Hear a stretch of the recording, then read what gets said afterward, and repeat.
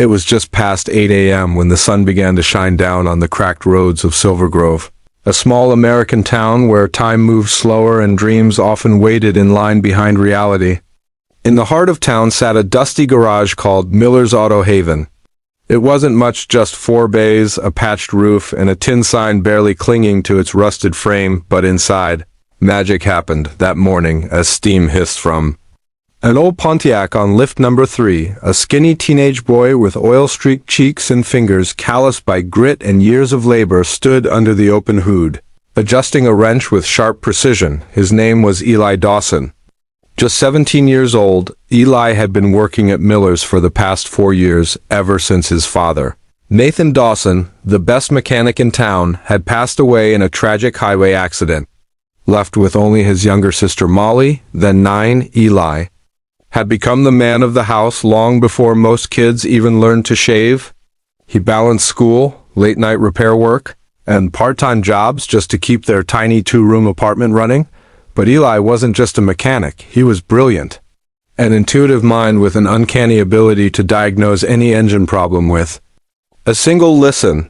He'd built engines from scrap, restored classics from the junkyard, and even rewired a Tesla battery module with tools barely functional. Mr. Miller, the garage owner, called him the Whisperer.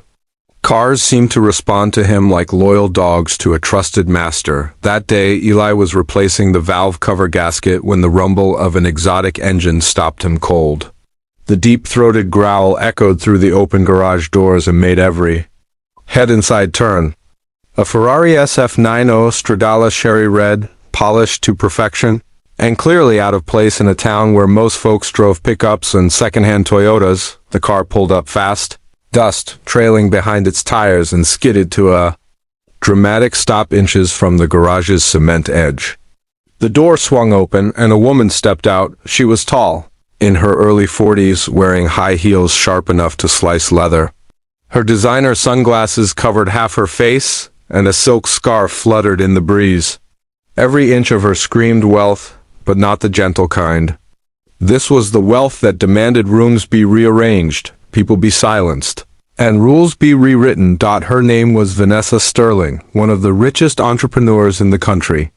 Owner of Sterling Global Motors, the very luxury car brand partnered with Ferrari for limited edition hybrids. Her face had graced Forbes magazine, and her interviews were known for sharp quotes and even sharper dismissals. No one in Silver Grove would have expected someone like her here, and yet here she stood, scowling at the dusty garage as if it personally offended her. Eli stepped out from under the Pontiac, wiping his hands on a rag. "Ma'am, can I help you?" he asked, politely, though his eyes kept wandering to the gleaming beast of a car. Vanessa didn't bother with pleasantries. "My car is making a ticking noise from the rear. We're en route to Aspen, and I won't drive another mile and something." "That sounds like a dying lawnmower," Eli nodded. "I can take a look. We don't usually service Ferraris, but I'll see what I can do." Vanessa removed her sunglasses slowly, revealing piercing hazel eyes that scanned him like a hawk eyeing a rodent. "How old are you?" 17, Eli replied. She scoffed. "You're a child. Is there someone qualified here?" Mr. Miller approached from the back office, sipping coffee. "Eli's the best we got, ma'am. He's fixed things I can't even spell." Vanessa crossed her arms, incredulous. "This is a $600,000 machine, not a go-kart." Eli remained calm. "If you want, I can give it a quick diagnosis. No cost unless we fix it." Her eyes narrowed. "Fine, but if you scratch it, you'll pay for it with your future." She tossed him the key fob like a bone to a dog. Eli caught it effortlessly. His eyes lighting up like a child, handed an instrument from Mozart. As she walked off to take a phone call, Eli opened the rear panel of the hybrid Ferrari. The engine layout was complicated, an orchestra of wiring, sensors, and hybrid battery tech, but he wasn't intimidated. As he leaned over, he whispered to himself, "Come on, girl. Tell me what's wrong." He closed his eyes for a second, listening. Then he heard a faint ticking near the rear left manifold. It wasn't a failure. It was a misalignment in one of the battery cooling fans, causing vibration against the protective shroud. A minor fix, but one that could become serious if left alone. He grabbed a torque wrench, opened the compartment delicately, and made a few calculated adjustments. 15 minutes later, the ticking was gone. He ran a full diagnostic on his old tablet using open-source software he'd modified himself. The car's internal sensors confirmed it. All systems were nominal. He pulled the car forward, stepped out, and gestured toward Vanessa. She approached cautiously, still on the phone. "It's done," Eli said. "It was just a cooling fan bracket. I reinforced it and ran diagnostics. You're good." Vanessa eyed the car, then him. "And how long did that take?" 17 minutes. "Do you expect me to believe a teenager fixed a Ferrari's hybrid system in under 20 minutes? Eli shrugged. "You can double-check if you like." Vanessa, skeptical, stepped into the car and pressed the ignition. The engine purred like a tiger in a sunbeam, smooth, deep, perfect. Her eyes widened. She shifted gears, tapped the pedal, and the car responded like it had never been touched. She stepped out slowly. "How?"